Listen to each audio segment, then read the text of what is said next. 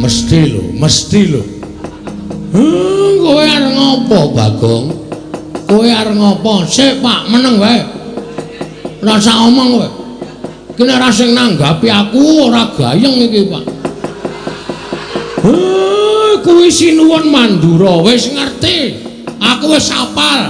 Iki ya bendaraku, ya pepundenku. Kok cetha banget omongane. Semar, kowe atago ning Mandura arep tanggo tambal. Ya sok kupinge. Apa Gong tambal? Tumbal. Hah? Tumbal. Tumbal apa tambal? Tumbal. Tumbal apa tambul? Tumbal. Tumbal? Heeh, saya nesu aku. Penyakit gugu karepe dhewe. Nek ora digenahke Petro iki mau aku basa apik-apik karo sampean. Nek bareng digenahi karo Panakawan sing jenenge Petro, kakangku. Nek Semar arep digawe ning negara Mandura nggo tumbal, wae lah. Kewanen kowe ling ngucap. Aku jane ora mentolo, Bagong. Ning piye meneh? Negara Mandura mbutuhake Semar. Semar ki menungsa udu sapi Semar ki menungsa. Bapak Semar ki menungsa tur dadi pengarepe Pedukuhan Karang Kajembel. Nah saniki kula tak takon karo sampean. Sampean entuk wangsit saka sapa? Saka dewa. Dewa ki cetha jenenge sapa? Bathara sapa? Wah, nek bab kuwi aku ora ngerti.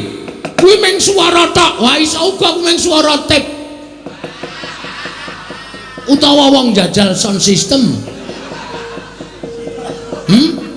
Aja kepenak kowe watoni wara. Kowe tapa merem to? Merem.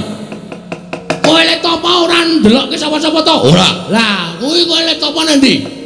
Ning Sanggar Pamelengan. Sanggar Pamelengan iki kiwa tengene ning omah ora? Ana. Lah aku mesti wong nyetel sound system. Udu swara dewa. Lah kok dadi kowe ngawur arep boyong karo Semar Gagabrangan namanya. Badranaya. Nayantaka Bojogati. Duduk Manangunung. Kowe duduk Pak? Ora. Kok jenenge duduk Manangunung? Wis rasa cerewet kok ngono kok tak takokke ora. Goleki rondo Pak. Moh. Kok duduk Manangunung goleki rondo engko nggo aku. Wis. Bales. Hah? Nek Bapak Ardigawa menyang ngendi mau? Negara Mandura jelas aku ora ikhlas. Nek tekan negara Mandura Bapak kon ngopo lah? Sing liyane tumbal, ora masalah, gawanen Bapak. Nggo ngene kene ya nggo apa? Nek Bapak terus digone negara Mandura kok arep dienggo tumbal, berarti kan mung dipateni. Monggo dienggo tumbal ki tegese dipateni, ateges aku ora weruh Bapak meneh. Aku kelangan Bapak. Hah?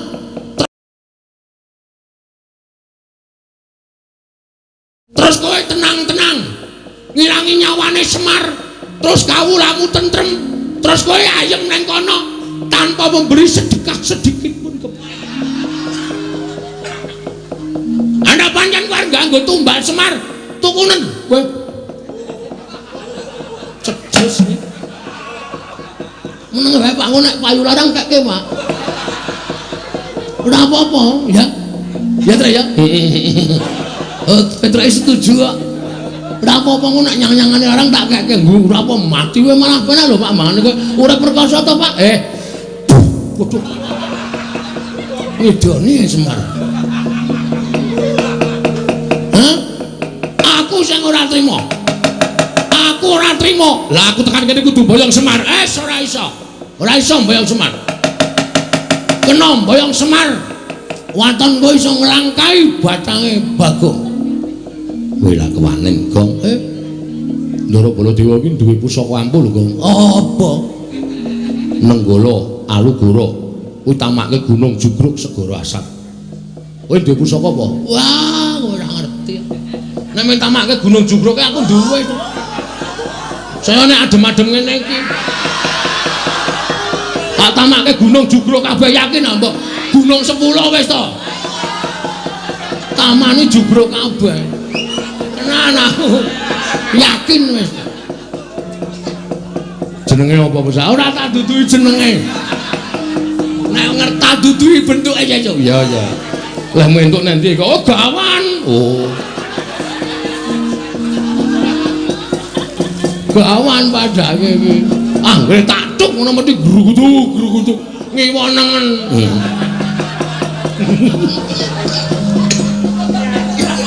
Syukur menggok ra kowe. Nan ora baen-baen. Aku ora wedi karo Baladewa ben pokoke arep boyong bapak lho aku ora entuk yakin sumpah. Nek ngono kowe mepalangi karepe Baladewa. Lho, mesti to. Genah wis wangsulan ngene kok dikira ora mepalangi. Wah, dalah. Woi.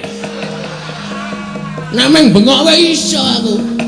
Apa dume Baladewa aja. Woi, blenal, panang nang jajan sekedar. Wani arep lho ngono apa? Aku ya iso. Kowe aja pamer swara nang kene. Sero aku cangkeme mbok aku. Nyepeleke ora. Bong, ku ndak kriwikan dadi grojokan geguyon dadi tangisan lho nek. Sing sabar. Terus kan piye? Alon-alon. Iki wis mulai adem lho, Truk. Kene ora disemangati ngono iki. Lho sindane wis do krudung taplak kabeh. Iki kepiye to kok dadi loro iki jan wis. Wis. Kokean iki, Truk. Sing loro diglundungke mrono bae kan. Mesake ora. Jero banget ya ora. Aja angu-angu lho Pras kok manci ngono. Kok nang koyo saka kono wae. Dikai godhong medun ora. Ngono. Iki malah werna-werna. Kok iki kok guyung apa Baladewa? Kok melu guyung apa? Aku ora ngeluconi kowe. Aku ki nesu kowe kok kowe mesam-mesem. Ora kena aku menglucu karo Petruk karo Gareng ya, Truk. Heeh. Aku dadi kowe melu guyu. Wah, panusmane jajalan. Butuhe bapakmu tak boyong itu apa ora? Nek ora entuk tak boyong aja kelakon dosa apa kira-kira kowe kuat nadai Kiai Nenggala, Kiai Kalogoro Barat. Biar kowe. Ayo, kek pusakamu kuwi mutokke, Gok. Isih kendho e.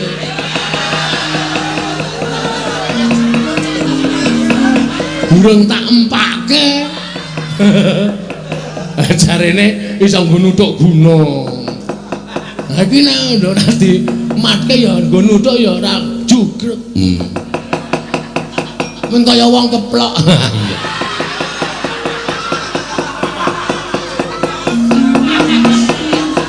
Ayo Kaki, nek pancen kewan karo Baladewa. Kaki, tantangan Baladewa. Kowe mepalangi aku ngene mbayang Semar Badrana aja nglakon dosa Bagong. Nang ngendi papan ana terkati dayan. Diteter Baladewa apa Bagong sing tekane pati? Gong. Ngopo kok mundur? Teratapan ya aku. Terus? Oke. Isin ditonton karo Petruk karo Gareng. Tiwas bengok-bengok kok ora wani. Oke, nanti papane wong neter kadedayan. Bagong. Mundur. Ngapa, Pak? Mundur. Aja dipisah, Pak. Aja dipisah. Ora tak pisah, mundur. Aku wani, Pak. Ya aning mundur. Kowe ora ngerti kowe iki okol ora nganggo akal. Bapakmu iki deloken temandang ora sah bengok-bengok ning merantasi. Bapak arep gelem diboyong? Ora, ning kowe minggat tok. Kandhane nyayel ora. Wah, getun aku to. Ra sida gelut getun aku. Gayamu lah. Moto penge nuwun sewu. Nek sampeyan ajeng boyong kali Semar Ngawi, nggo. Kula mang boyong. Kula ikhlas didadekke tumbal teng negara Mandura mboten napa-napa. Kula manut. Yen kowe ikhlas mapana dina iki tak boyong Semar Badrana. Monggo ndara kula kantun nderek kali sampeyan. Ucap kacarita nalika semanten. Arsamandha Kyai Semar Badrana nggih sanata Prabu Baladewa. Eling-eling Semar pusaka bisa kandha jimat kang bisa ngucap kasim lan kadidayan linangkung bebasan Dewa Ngejawantah. Bupi arsa nggrayang Lurah Semar Badranaya kena dayaning Lurah Semar Badranaya dawah kalenggak nata Mandura ilang sipating nata Mandura nenggih perjineman masetan nggih lumayet nenggih Sang Jaramaya.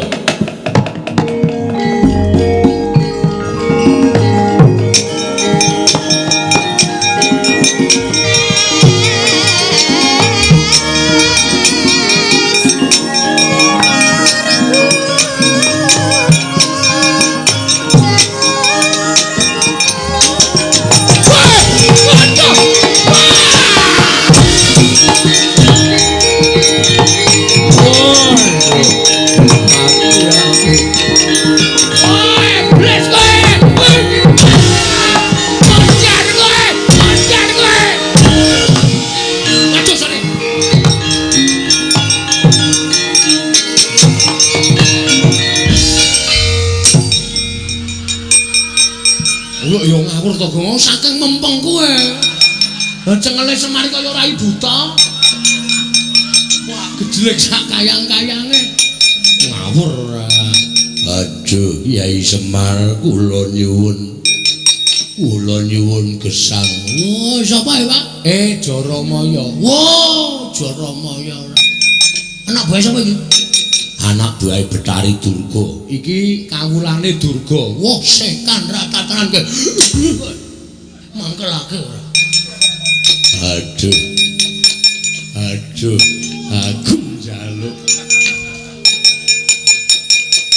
Aku njaluk urip Semar. Aku njaluk urip aduh. Kowe iki ngopo? Kowe iki ngopo ora tak kabak-kabake? Aduh mati aku. Aduh Semar. Iya tak nehi urip Jaramaya, tak nehi urip. Aduh. Bagong kowe tak tuthuk ndasmu lho. Iki wis ora iso apa-apa kuwi ora sato kapak-kapake. Iki pancen tumbak cucukan iki. Aku kira ngapa-ngapa ya, Men. Ki meng tengok nang kene kok. Waduh.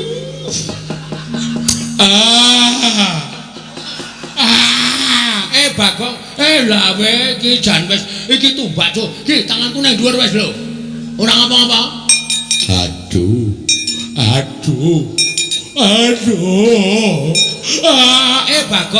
Bagong.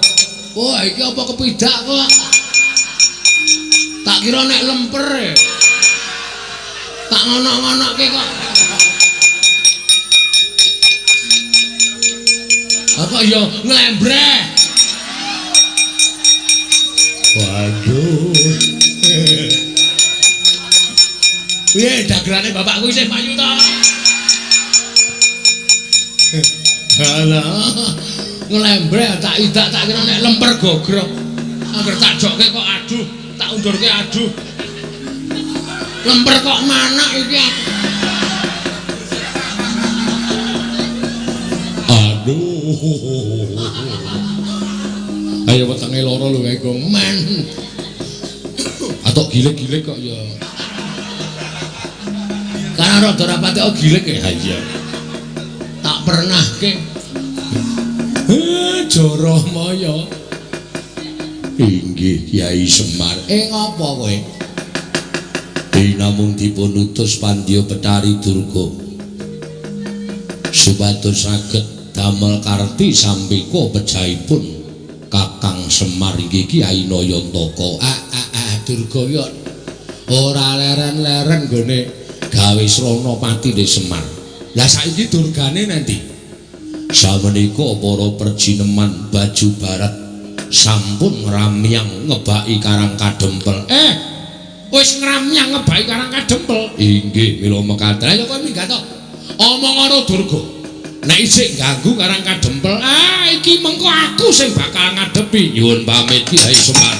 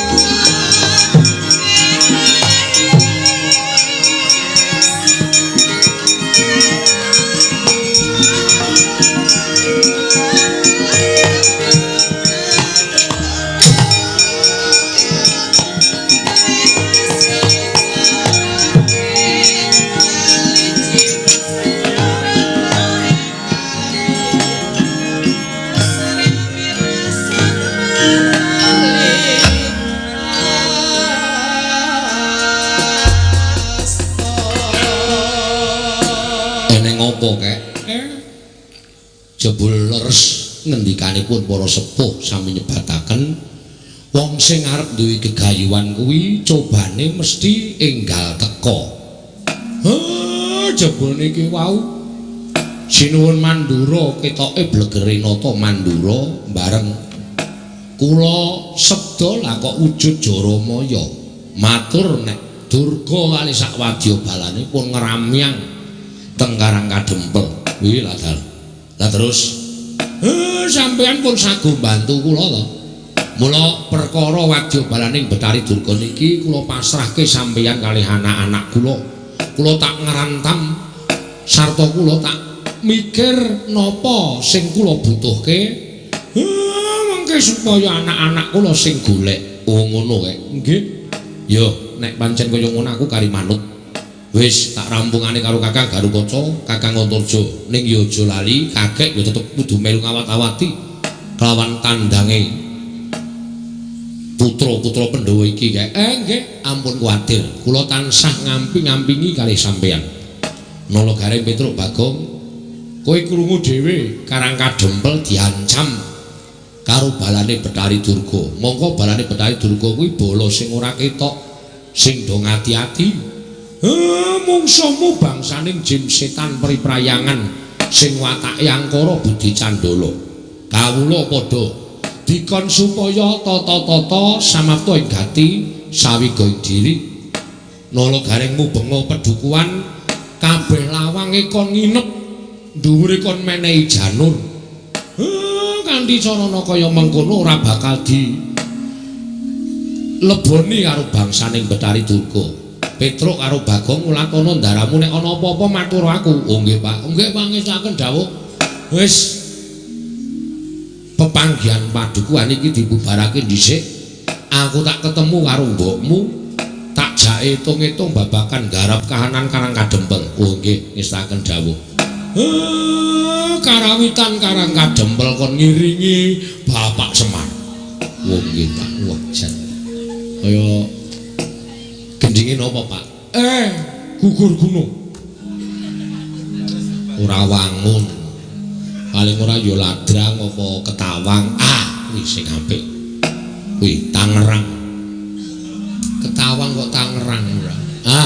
Apa manut aku kuwi ora ngerti gel. Aku kuwi isane ming Pangkur. Aku kuwi isane ming Pangkur nek liyane Petruk kuwi sing menguasai. Nggih. Santi Mulya mawon, Pak. Kuwi cocok kuwi. Santi kuwi aku cocok. Santi Mulya. Wis. Wis kono gek dunekke grombyang-grombyang. Aku ge tak mlebu, ndara-ndara kula pasrahke nggih, Den. Ya, kek nyuwun pangestu. Kyai Semar nyuwun pangestu. Kyai Semar nyuwun pangestu. Nggih ngatos-atos. Mugi-mugi lebda ing karya ndara. Purna gati ning paranggilan. Kula Semarasa mlebet madyaning pendhapi padukuhan. Katuron saking Mandrawa sadaya para kawula padukuhan tansah ngrepekaken kidung suci Santi Mulya.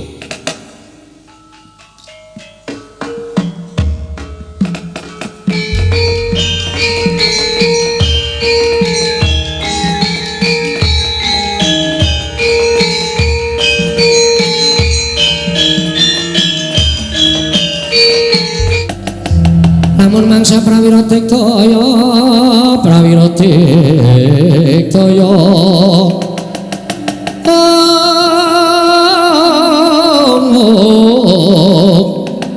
orang kono magawe gelarira wang-wang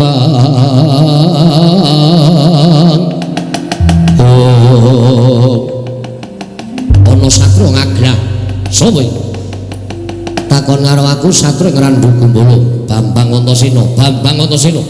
Ya dasar Kepranyata. Sing buri sapa? Bambang Petruk Kanthong Bolong. Bambang Petruk Kanthong Bolong. Sing buri dhewe sapa? Ora muni Bambang Jantunan wis ora ono lho kok ngajar kuwi. Bambang wis ora ono. Aku Bambang Bagong. Ora kok dong aku Bambang kabeh iki men serasi kok ya. Panjenengan aku Bambang Antasena, aku yo nganggo Bambang Petruk, kene Bambang Bagong itu. Kae sing lagi tekoke Bambang Prastiwi. Wis ora iso diampet tenan, dol. Yo arep perang kok ngrembug sapa-sapa ki. Men aku ki bebas kok nyambut gawe. Oh ya wis. Kuwi Wadyabala Dandang Mangure dasar Puranyata. Semar bakal boyong marang Dandang Mangure. Ayo boyongan Semar. Langkauna kuandane Antasena. Lho, kowe dadi kepalanging wong-wong Dandang Mangure. Apa-apamu ora minggat tebak dalam kene marganing patimu Singalena prapteng lalis.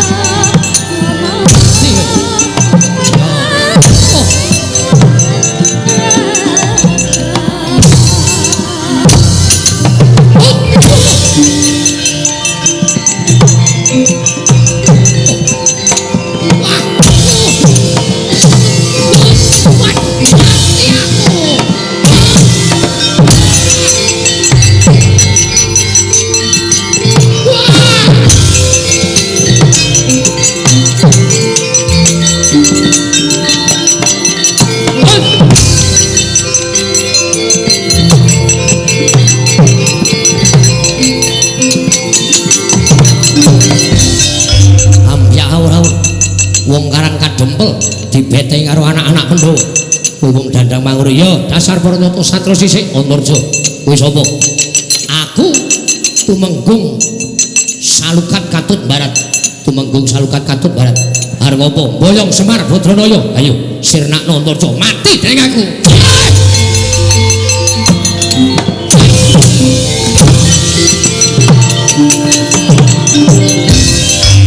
Cerdas.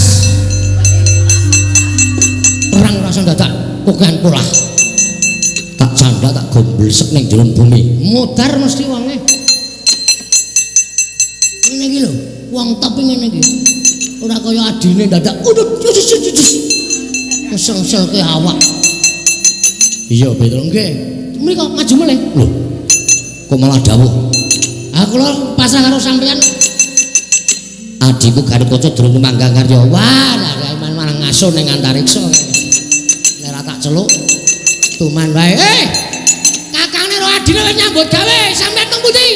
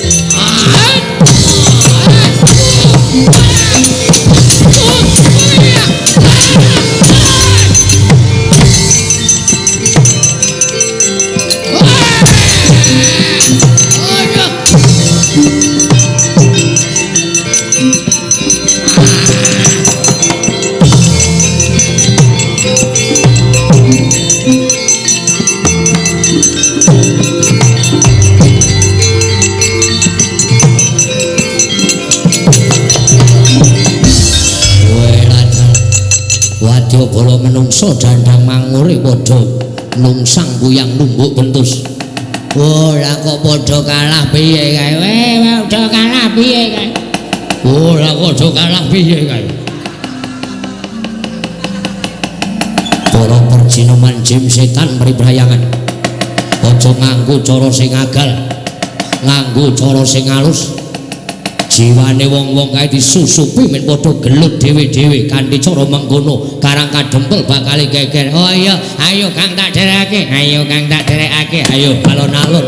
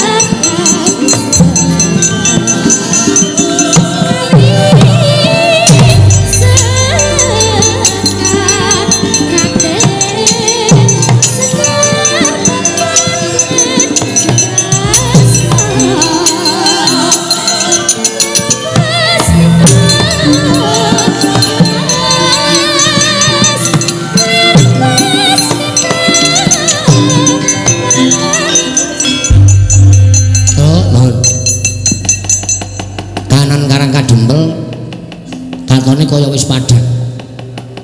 Iki wis tentrem kahanane menggari bapakmu bakal miwiti bangun Karang Kadempel. Nggih. Nek ya kudu tata-tata lho, Jan. Merga nuwun sewu. Sing nami Wadyabala dandang mangure niku mboten wujud menungsa tok.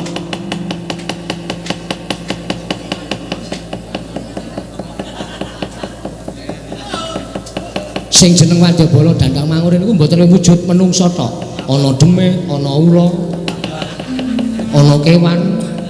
Niku nek mboten prayitna ngati-ati ngrekoso sampean. Mula kudu sing prayitna ngati-ati. Iya. Bener kandhane Petruk Dimas. Ya, mula Kang saka kuwi aja nganggo netra lahir tok, Kang, ning netra batin. Mergo aku ngerti Petruk bener apa omongane nek Wadyabala dandang mangure iki dumati saka pirang-pirang perjineman yono, jin yono, berkasaan yono, setan yono.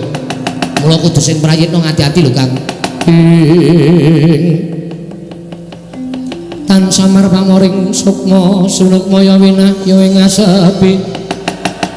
Sumimpen lenging kabu. Datang prayitna nata pringgondani Prabu Anung Gatotkaca.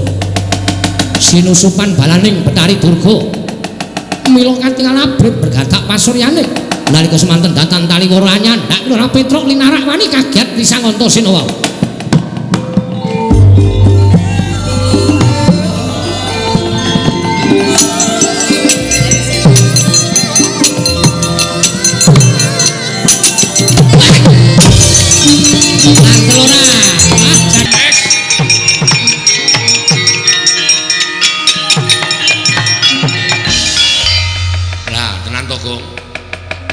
Wis omong lho, Wadyabala dandang mangure iki ora mung agal ning alus ya ana.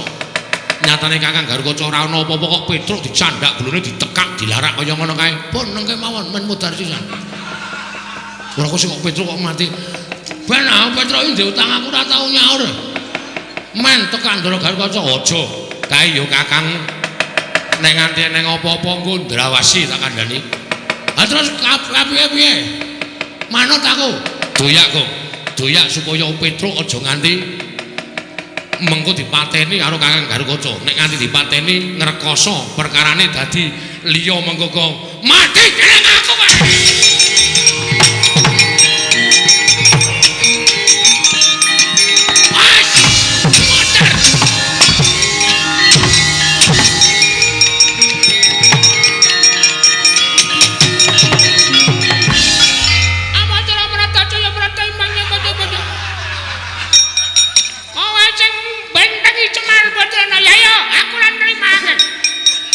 Bocah iki Kang Slupan saiki.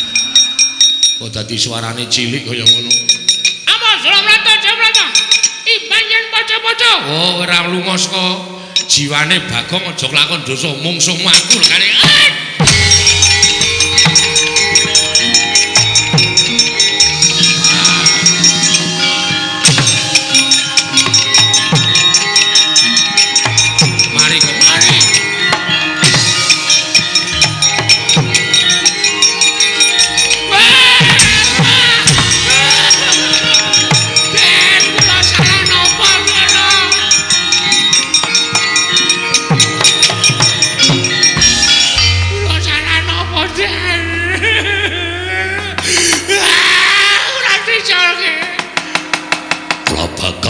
Macak pancat pundakmu jebol siramu. Aduh. Kok Rek modar aku ra. Dadi colke. Ampun kaya ngaten iki Dara. Sampeyan kenging napa, Gus? Sampeyan kenging napa? Mit Kang.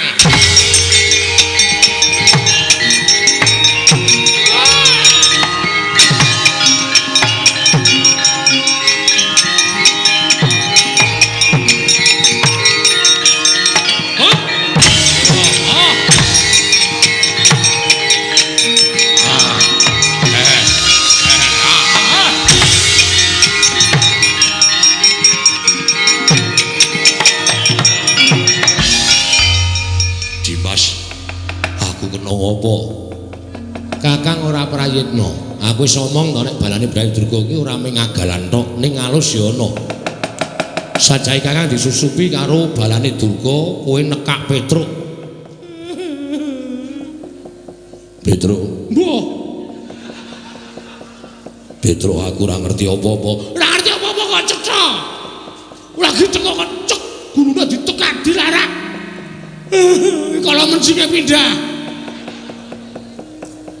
Aku njaluk ngapura. Wis lho, rasa dadak. Iki Kakang karo kanca mau diangslupi. Lho, sing angslupi sapa? Balane Bathari Durga. Oh, niki pun sadar derek. Wis. Bagong mau ya heeh. Nggih napa? Heeh. Nek ora tak tulungi Bagong mau ngamuk ora karu-karuan. Mripate abang. Ha iki mati derek. Tajan gas ngono. Wong ngapae? Jare Kang Slopan, wis mau ya nyok. Antel sisan. Jarene Kang Slopan kok jarene.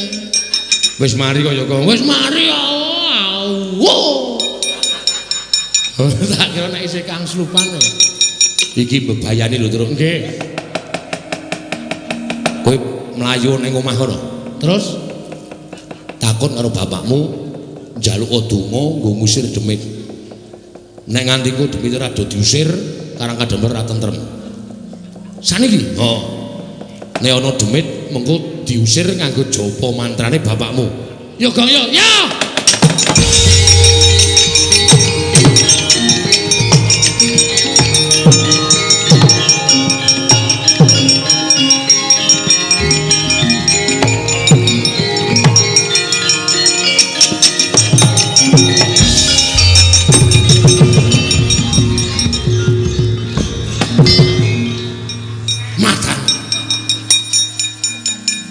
Ini melayu banter banget ya. Aku sing nyurung saka mburi kok banter banget. Ana wong tuwa tenguk lincak nganti gegeblak. Nyun ngapura, Pak. Piye Petruk? Ndara Antasena bisa nyingkirke wadyabala Dandang Mangure sing wujud menungso. Sing waune kathah sanget musuh Darasena diajar kabeh. Wah, bubar mawut. Terus ning niki sing tekan Karang Kadempel ora ming wadya menungso, Pak. Ning wadyabala jim setan priprayangan. Ndara Garukaca ya Kang Slopan, Bagong ya Kang Slopan. Niki kula diutus kalih Ndara Antasena ken sowan Bapak. Heeh. Ken nyuwun donga ngusir demit, ngusir setan supaya kahanane tentrem. Aku ki nek ngusir demit ming tembunge Teguh Yuwana slamet saka kersaning Gusti. Wis kuwi anggere ana jim setan kowe ndodhok ning ngarepe terus kowe muni Teguh Yuwana slamet saka kersaning Gusti. Wis. Ana mangkat. Teguh Yuwana slamet saka kersaning Gusti. Ya Gong yo. Ya, sik aku ngapalke sik. Ya. Teguh Yuwana slamet saka kersaning Gusti. Teguh Yuwana slamet saka kersaning Gusti. Ayo, Gong. Ayo. Teguh. Aduh. Truk. Rene sing Iya to? aku ora apal e. Teguh Yuwana slamet. Pokoke ning ngapalke ngene iki. Teguh ning ngene Yuwana, terus ning ngene slamet. Slamet saka kersaning Gusti. Oh iya. Teguh Yuwana slamet saka kersaning Gusti. Teguh Yuwana slamet saka kersaning Teguh. Waduh. Yuwana walah. Teguh Yuwana ning gone slamet ngampiri Yuwana. Angel tenan iki. Slamet ngampiri Yuwana ngejak Prastini. Angel tenan iki. Pokoke awake dhewe kudu gareng meneh digareng. Gareng rasa dijak aku ndak ngisor. Oh iya. Ayo ndi wong Karang Kajempel. Ayo Udus. Nek tak matke ra kuat atiku. Teguh Yuwana slamet saka kersaning Gusti. Teguh Yuwana slamet saka kersaning Gusti. Teguh Yuwana slamet saka kersaning Gusti. Diar mandi bapake. Ayo Gong aku wis entuk siji. Yuwana. Wah, jan ora bener-bener iki mau. Monggo wis tak incengke lho. Teguh Yuwana slamet saka kersaning Gusti. Mudan. Apa sak?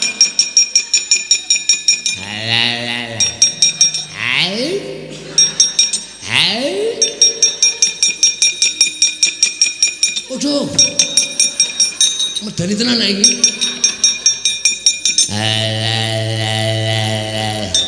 Teguh Yuwana. Aduh. Teguh Yuwana slamet utang Teguh.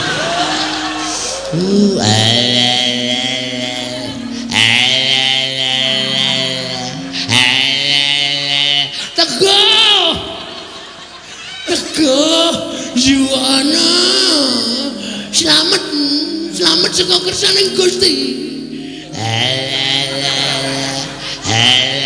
Teguh Yuwana slamet kersaning Yuwana nang gone Teguh.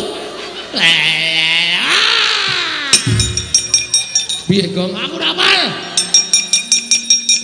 Teguh Yuwana slamet saka kersaning Gusti. Teguh Yuwana slamet saka kersaning Gusti. Teguh Yuwana slamet saka kersaning Gusti.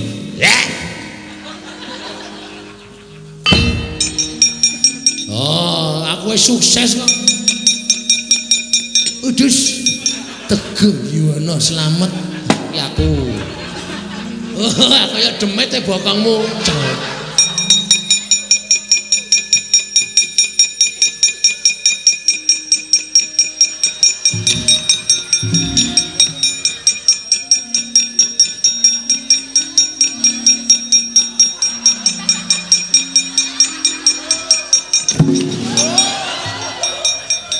Gong gila Gong demet Gong ora tau medeni iki nggo praktek. Teguh Yuwana slamet saka kersaning Gusti. Weh. Pinokio.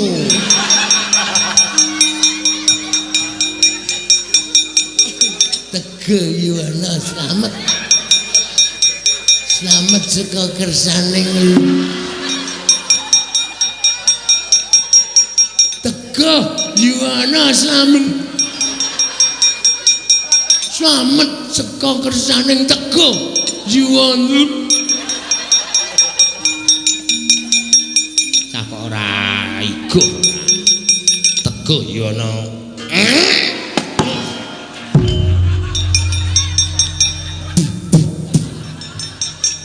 Dian tak cokot ta Reng? Heeh. Ketegelen. Tak cokot diase ora. Pancak pundake jebol mulune.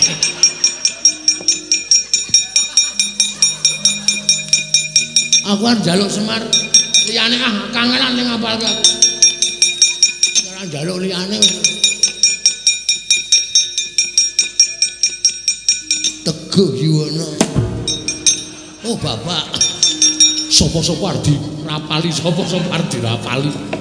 Paliyane Pak. Liyane Teguh Yuwono angel tenan asli. Tenan Pak. Kajate ora dadi, kajate ora dadi, kajate ora jadi, ciripit gula batu kejepit.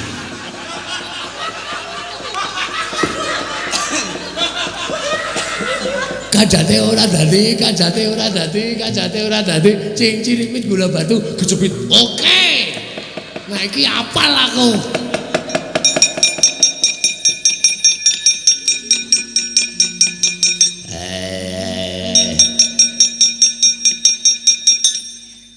Kajate ora dadi, kajate ora dadi, kajate ora dadi, kajate ora dadi, cincin silit.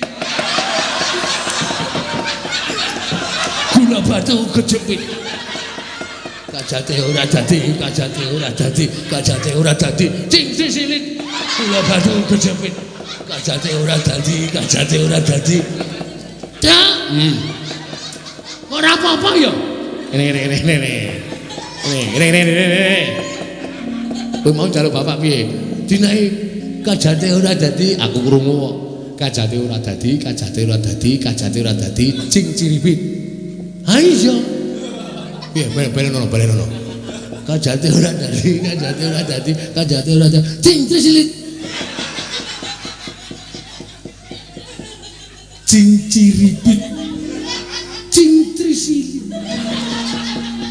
Lambe iki lek lambe elek soprek nganti Lamberek. Salah kok? Salah. Cinciripit. Cincirip. Oh. Aku ngono cincir silit ya. Kajate ora dadi, kajate ora dadi, kajate ora dadi, kajate cinciripit gula batu kejepit. Wah, ampuh iki, Truk. Iki matine nganggo kajak-kajake. Ha iya, bapak nek nggae iki mesti ampuh kok yo. Nah yo.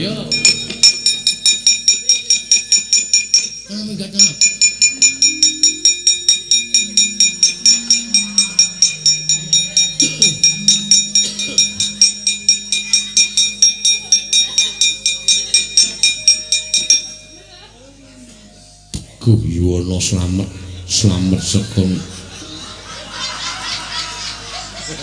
Teguh Yuwono slamet sekon. Teguh Yuwono slamet. Bang, iki bagianmu le.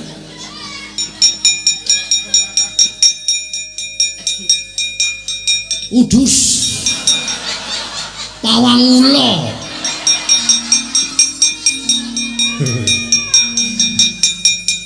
Teguh Yuwono slamet saka kersaning Gusti. Kajate ora dadi, kajate ora dadi, kajate ora dadi, kajate ora dadi, kajate ora dadi.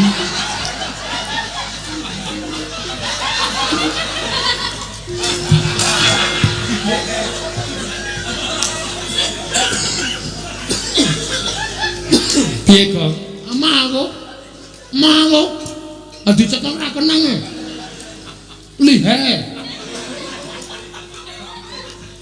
Kajate ora dadi, kajate ora dadi, kajate ora dadi, kajate ora dadi, kajate ora dadi.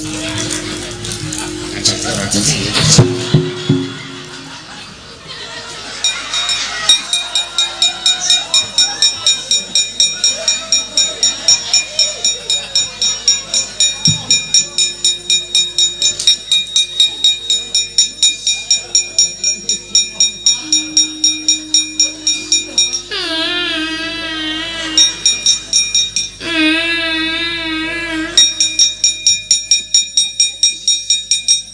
kajati ora.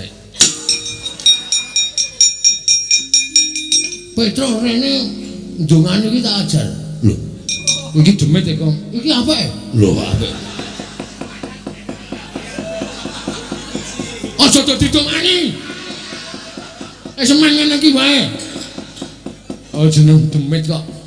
Kowe iki demit medeni kaya ngono kok. Kajate ora dadi, kajate ora dadi. Reng tak sumpel cangkemmu lho, Reng. Kok nek nganti iki ilang, obong mati ku tak ajar. Biar tok kapake. Arep tak ngu. Wardimu ora. Kajate ora dadi, kajate ora dadi, kajate ora dadi, kajate. Kajate ora dadi. Kajate ora dadi, kajate ora dadi, kajate. Kowe ngapa ya kalau menjenge munggah medeni? Ora aku.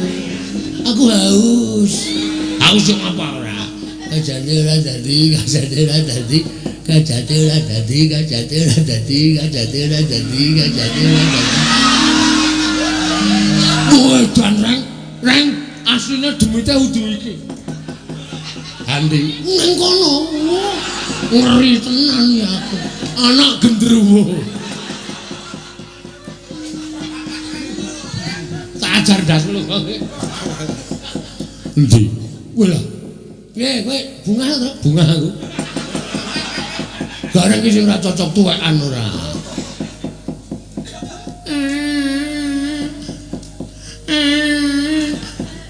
Gong, saki ya Gong. Aku jane melas lho, Bro. Demit kaya ngene aku sok melas. Lho, iki ora ndi sanak, ora ndi kadang, senengane kudu karo menungso, ngono Gong.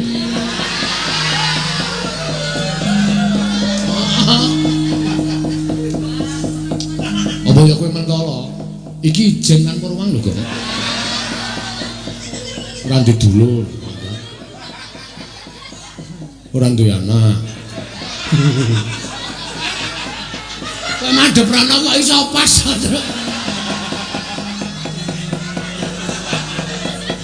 Mesake kok ya. Mbok ya wis saiki rasane di ngapura ngono lho. Supaya awake dhewe iki urip iki berdampingan. Heeh, pancen iya. Ha iki memelas e. Bagong iki nekat ora. Greget tenaku. Ih. Rasane kaya kepiye no? Kajate ora dadi, kajate ora dadi, kajate ora dadi, kajate. Kajate ora dadi, kajate.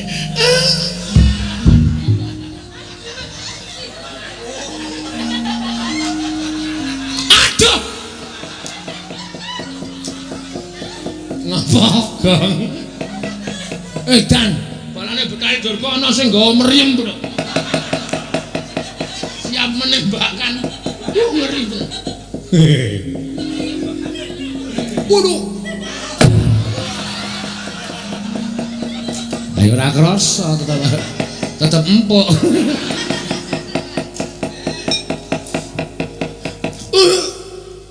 Aduh. Wah dengkole. Anak-anakane panjen senengane do.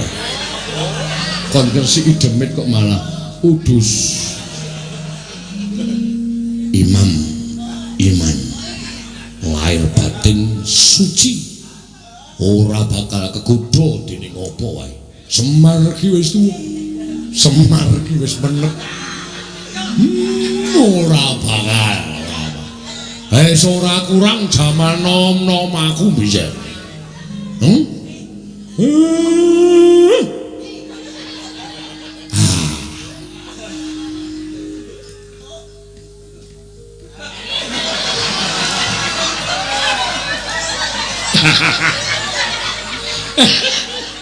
Ya nek ora wong tuwa tak keplandase.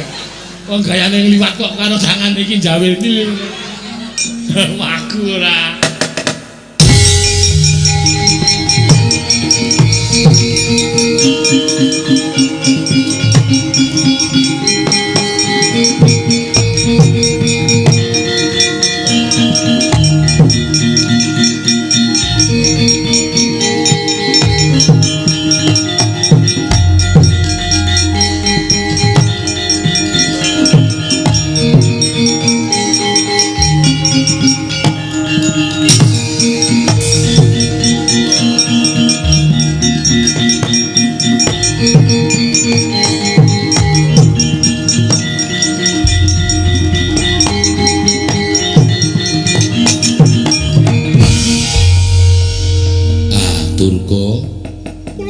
dawuh Kyai.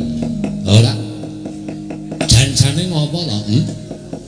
Kowe iki wis cinadang dadi dewaning panggodha pangrencana. Ya bener kowe iki mesti duwe pakaryan ngganggi godha marang titah. Ingkang wis bener lempeng lakune kudu mbok enggokake. Tur kowe mbawahi sangganing para berkasaan kowe iki duwe wadyabala jin setan.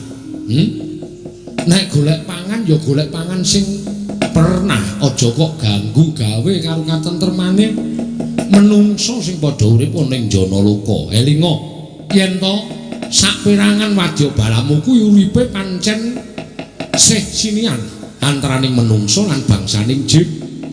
Ning aja sok ganggu gawe karo menungso. Wis cinadang dening panguwasaning Gusti, jin setan kuwi duwe pangan dhewe-dhewe, menungso ya duwe pangan dhewe-dhewe. Ora kena suk-sukan rasane.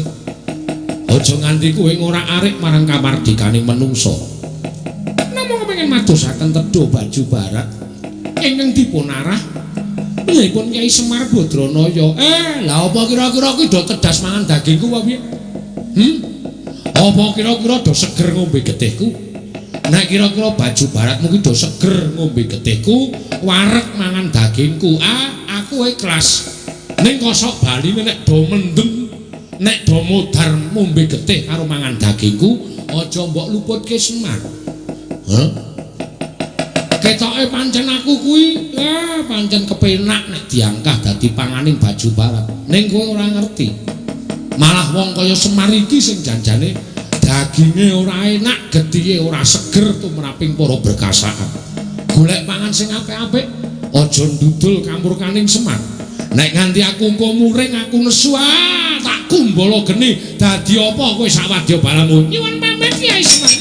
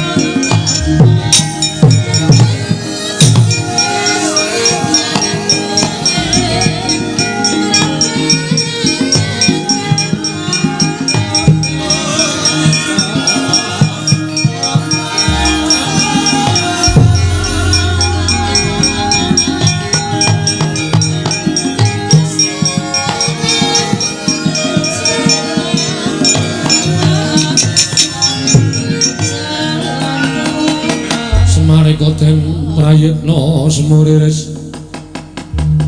semuriris eko balik titiyani kandayani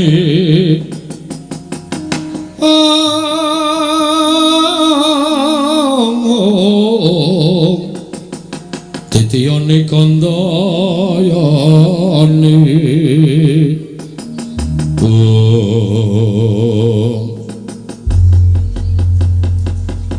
Antasena ngaturke panuwun nggih Den. Ya kek ora dadi ngopo. Pancen dadi kewajibanku lan para putra kabeh kudu gawe tentrem karang kadempel. Nggih, matur sembah nuwun. Nala Gareng Petruk Bagong. Kowe pancen wong-wong sing mempeng. Kowe bisa ngayomi marang kawula karang kadempel. Nggih, Pak. Pangestunipun Bapak. Nggih, Pak. Pangestunipun Bapak. Nggih, Pak. Pangestunipun Bapak Semar. Sedaya sampun ketingal trentem ayem. Iya. Lah, saiki aku arep kandha karo anakku Bagong. Mergo kowe mau wis tak janjeni arep tak utus. Lho, Gong, kek maju. Lah iki didadekke wong penting karo Bapak. Maju. Pripun, Pak? Wewangunan iki bakal indah, bakal apik lan becik. Kowe munggah ning kayangan. Waduh. Truk? Kayangan ngono, Truk. Ayo kono, dhuwur kono aduh. Sago ora? Siap. Wani tekan kono. Wantun. Nek wani kowe nembunga Bathara Guru, adikku si Manik Maya. Nek karang kadempel butuh winih. Ya kuwi pelemper tangga jiwa lan winih Jambu Dipa Nirmala. Munggah njaluka Bathara Guru. Nah Bathara Guru ra entuk.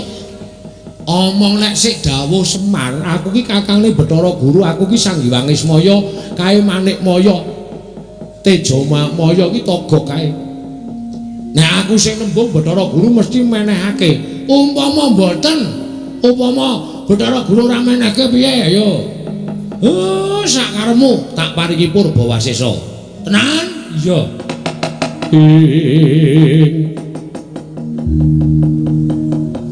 Bagong yen Malgang Legong ngelingana putrane sang Bojogati.